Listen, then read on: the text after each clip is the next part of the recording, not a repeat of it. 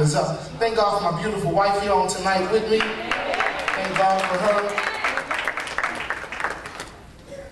We're going to the book of Genesis, 37th chapter, beginning at the 3rd verse, going down to 11. I'm just going to read for the sake of time. It says, now Israel loved Joseph more than any of his other sons, because he had been born to him in his old age. And he made a richly ornamented robe for him. When his brothers saw that their father loved him more than any of them, they hated him and could not speak a kind word to him.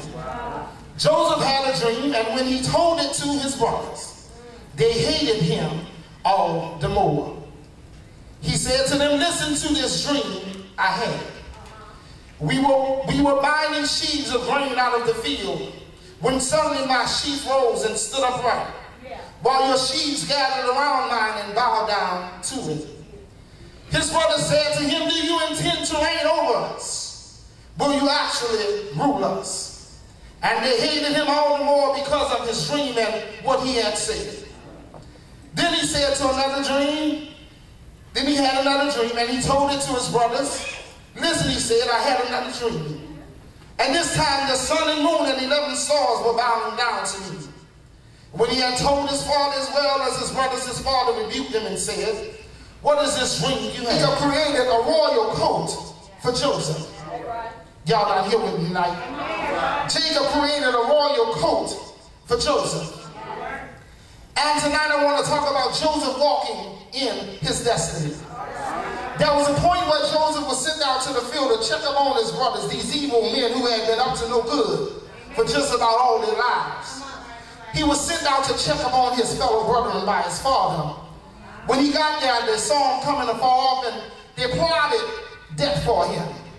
But there was one brother named Reuben, thank God for Reuben, that intervened and said his blood will be on our hands if we kill him.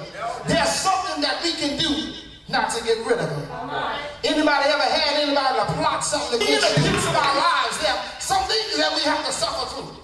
There's some obstacles that we go through. There's some darkness in our lives. Anybody ever been in the pit? Anybody ever been in the dark time in your life? I can tell you that God will bring you through your darkness. Because as long as the Holy Ghost is upon you, as long as God lives within you, the light shining across the earth, your light will shine around the world, no matter how dark it may be around you. If God is for you, well, no man can be against you. Can I get a witness tonight? They put him in a pit, sold him off to slavery, brought the jacket back to the house. Jacob began to mourn. I'm going to mourn until my son comes home. After he came out of the pit, after he went into slavery, they kept him there just for a little while. Then he moved on into Potiphar's house. Had a little bit of trouble there. Potiphar's wife tried to tempt him, tried to get him to lay down with her. But Joseph said, no, no.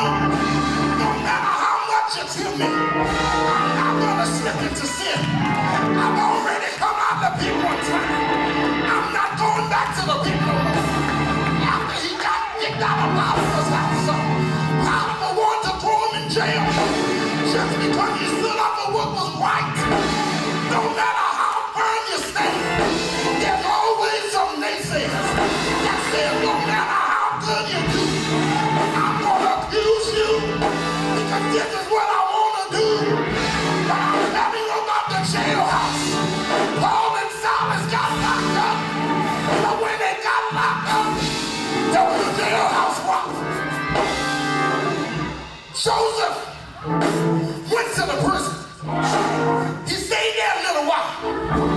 After he got out of prison, remember Joseph had a dream that the sheep will rise and bow down before him, that the sun and the moon and the 11 stars in the sky would bow down before him. After he left the prison, God brought him to the palace. God made him a ruler over the nation. And what I want to tell you tonight is although you've been in your pit, God is about to raise you up to a higher place than you ever been before. Bishop just started off as a dream. He will do. He will fill the room. He will give you hundreds, thousands, millions. God can do it no matter where you come from. No matter what your name looks like.